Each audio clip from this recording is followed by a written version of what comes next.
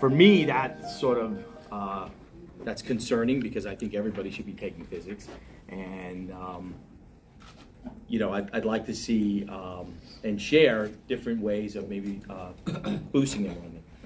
The other thing that's also in the news lately, I don't know if you've seen, chronic absenteeism is also a big problem. So not only getting the kids into your class, but making sure that they come to class, because it's a headache if they're in your class and then they're not showing up, for the lessons and participating in the labs and doing the work. So there are a lot of challenges. So I guess this is kind of open forum, and I don't know what you guys do for trying to boost enrollment, but I know for me, there's one of the first places that we kind of look at is the guidance department, and guidance department here sometimes is really very supportive of what we do, but one of the things that we like to do is kind of remind them that we exist, and to encourage students to go into physics classes. One of the challenges that we have, and I know Joe, you're over there to speak to this. We have some really good popular teachers that kind of draw students away from physics because they like the teacher. The coursework might be a little bit easier, and they're not looking to really challenge themselves that last year or two of school. What are some of the things that you guys can think of that help? That maybe you do to boost your enrollment. Anybody have any? Well, we talked to chemistry teachers too. Yeah, that's one of the strategies I've used in the past, right? So talk to Chem. What do you actually do when you're talking to the teachers? Well, I used to come in and do maybe like a demo or two, but sometimes they're low. They don't really have that much time sometimes for me to come in for 10 minutes. So lately I've just been sending them some like PDF files, like some stuff that I found online, like 10 reasons why to take physics that they can share with their students, and just to have that maybe 30-second conversation. Yeah, I think that's really important to sort of have students be familiar with who you are. But I think there's a different, there's a bigger problem. Yeah, what do you think the problem is? I think the graduation requirements. Well, why would you want to take physics or even chemistry when you don't need it to graduate high school, right? And yeah. It's a short term kind of like, you're not looking 5-10 years down the road where like maybe 80% of college majors require you to take physics, or even if you're doing plumbing or trade school, that might be useful. So I think, hey, why don't we just take bio, get a 65 on it, maybe another, I don't know if you even need another Regents exam, and then just a whole bunch of electives, and that's fine, just I it's a know race to the bottom, I think. there you have kids have people graduating high school going out into the world who have never taken chemistry or physics in their life, So I guess I think it's a bigger that is a bigger problem, right? So something we can't really control. We had always gone and talked to the chemistry, but I think we should talk to the math teachers and go into their classrooms.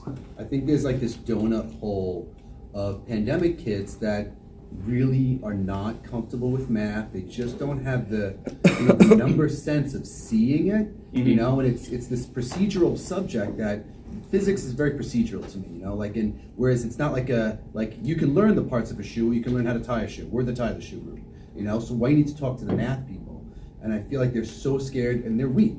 So I feel like that might be a good way to go, to talk to math people in like 9th and 10th grade. Be like, hey, in a year or two, when you're more comfortable with math, that's when you'll have the chance to take physics, which is applied math. It'll make your math make sense, and it'll help you with physics. I definitely agree with you, kid, because I think I get that aha moment with students when they actually see, they've learned this math before, but then when they actually see it applied to something in real life application, it's powerful. They're like, oh, that makes sense to me. Mm-hmm. And that's not something we've done, right, Joe? I know we haven't really talked to the math people, and we're pretty friendly with the math people. We get along with them, but I'd like to build on what you're saying. Doing a demonstration for the chemistry kids and really picking good stuff. The waiter tray, you got fluids on the waiter tray, flipping through the air, the fluids is not turned upside down. Take a Tesla coil with you. grab onto the Tesla coil, grab onto the end of a fluorescent tube, things that are really wow the kids. And you're obvious, they're gonna ask you, how does that work? Take physics. You'll learn how it works. Yeah. Seriously. Well, no, it's, Seriously. yeah. You wanna get them interested in it, and you wanna cut down on the fear.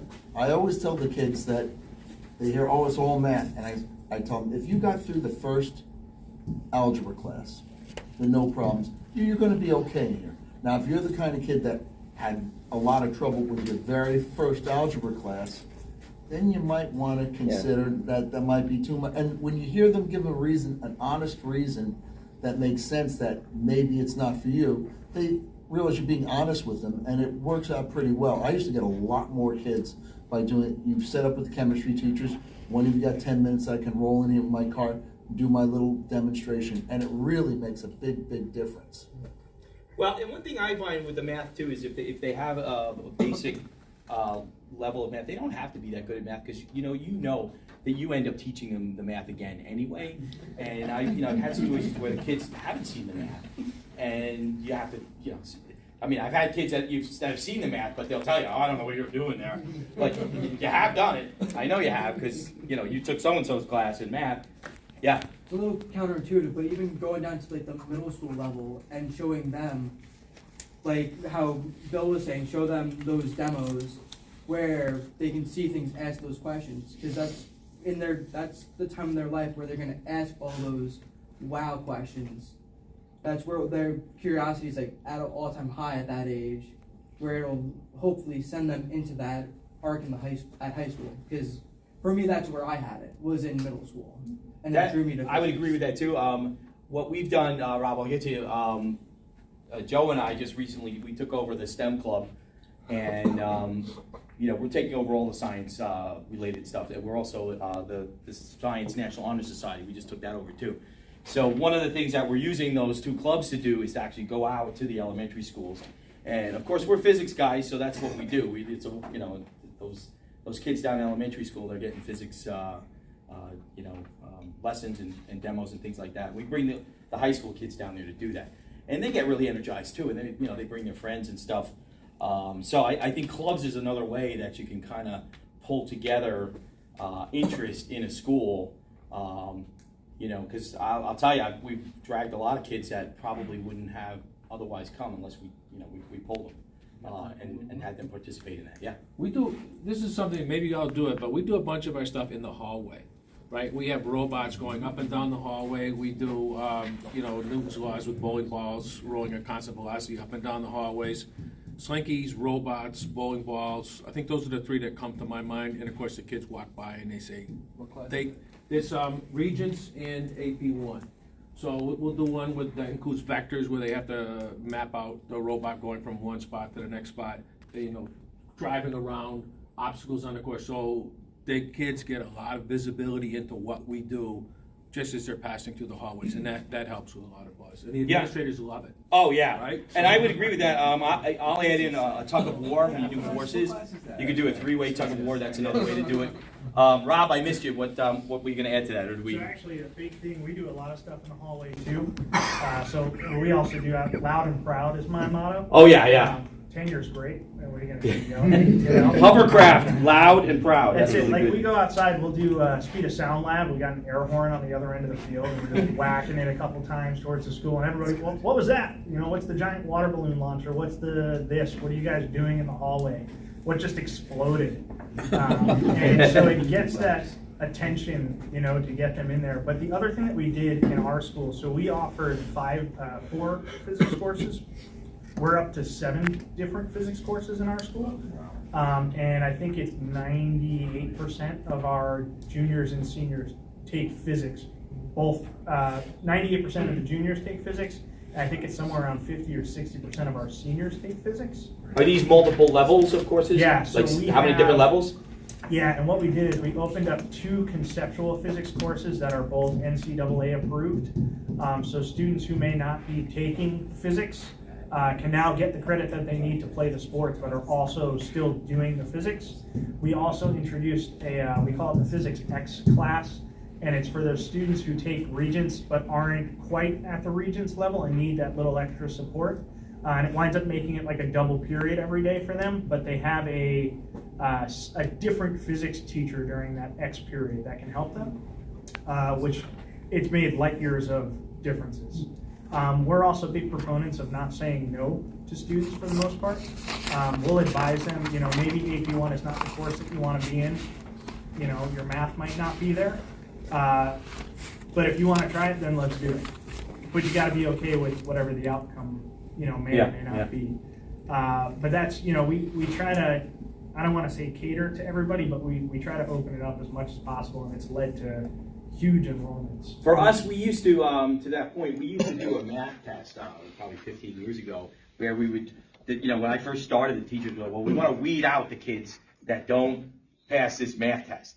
And, originally, very early in my doctoral work, it was one of the projects I worked on, and we looked at the data over multiple years, and we basically discovered that the math test really didn't have any correlation to passing the Regents.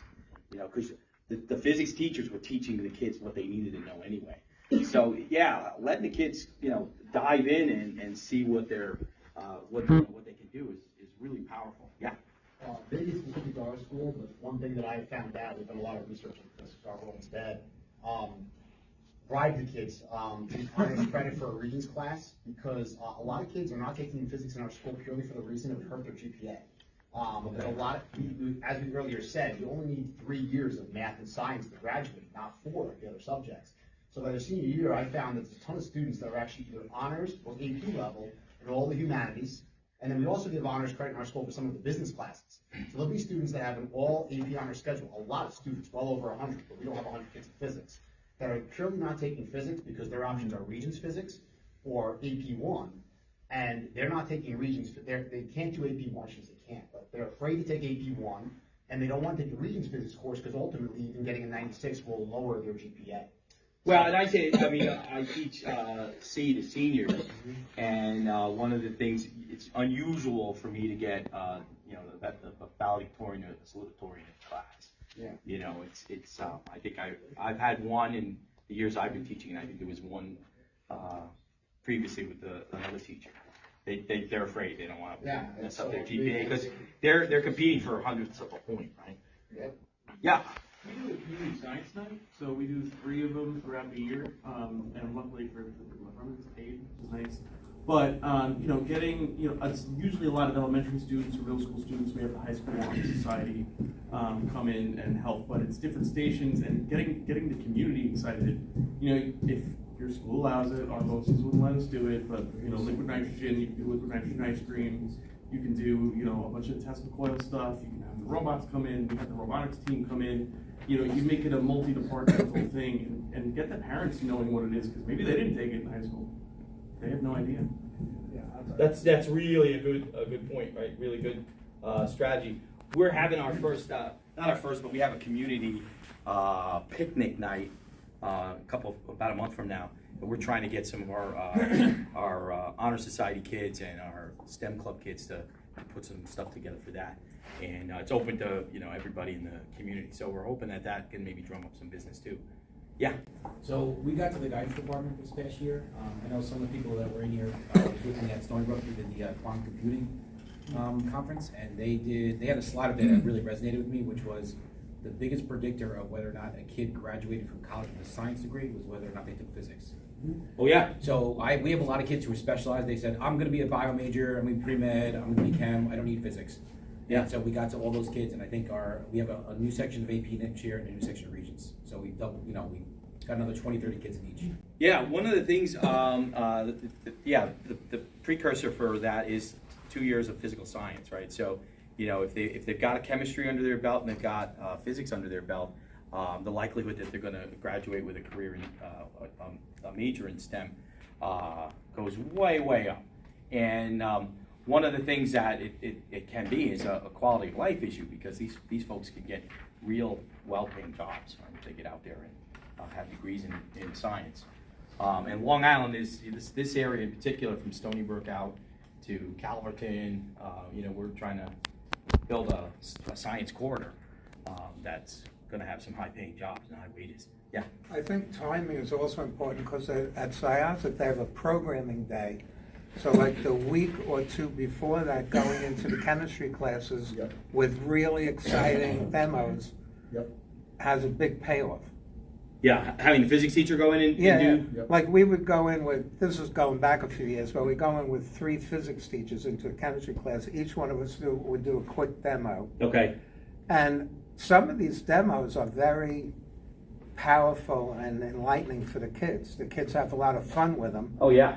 In fact, we had a tall physics teacher who did the circular motion with the water, with the cup of water, and he hit one of the hanging lights. Uh-oh. The kids love that. Well, yeah, even. I won't mention any names though, but. What were the other 2 demos you guys did? Well, let's see, I did the marble launcher into the sink. Okay.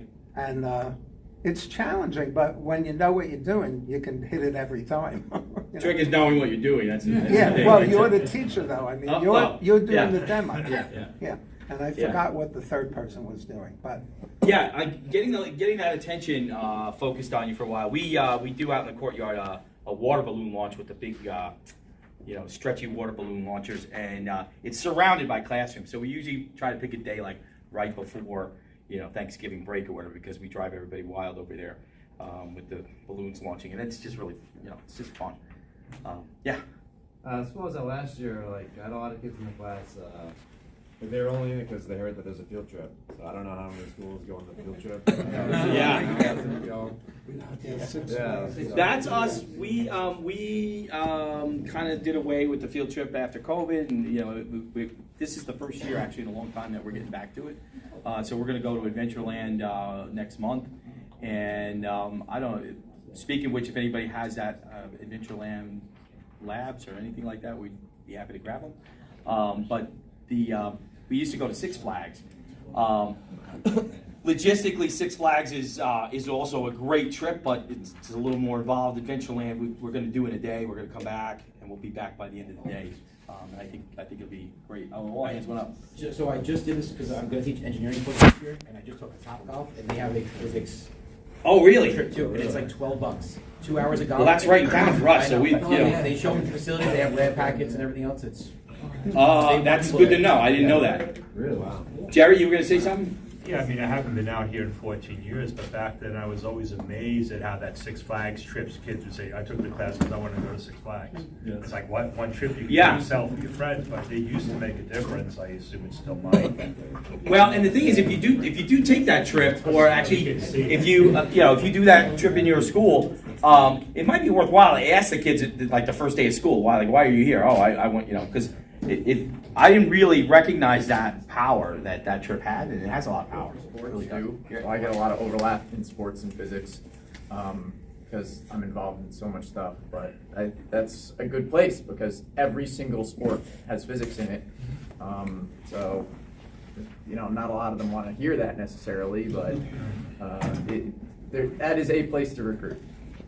Well, and Lipta, when was the Sunnybrook the talk on sports? That was Last year, right? Last year. Yeah. Did we ever get a curriculum for that? I sent an email to the professor, and he was willing to give me stuff. So, Supposed to work on a grant to develop Yeah. a course to teach high school teachers how to incorporate that way. Yeah. but I spoke to my principal after that, and he was really interested in having that. So so that's another avenue that you can kind of pull in and get kids interested. I think that's it. So that's my time. Oh yeah. I do have the Adventureland labs actually. I think it just, Oh, you do? I do, yeah. I found them when I was cleaning out our classroom over the summer. But I think it has the Hurricane instead of the new. It might not be up to date. Yeah, But they changed a lot of stuff. Some over of them are probably relevant. A couple of the there. Oh yeah, I would love to if you have them. I'll try to. Maybe I'll update it and see what Six Flags also has a packet. Six Flags definitely has the packet. Adventureland, I know we had one. But I don't know. They've got a couple of new roller coasters and things there now. So Rich, I might have it because I You have it? Oh. I have everything. So Bill does have I everything. might have it. But I am so happy to talk to anybody about this. If you want to chat with me later on, But I think I'm getting pushed off the stage here. So again, thank you for coming. Let's hear it to I hope you enjoy Rich. your Thank you very, very much.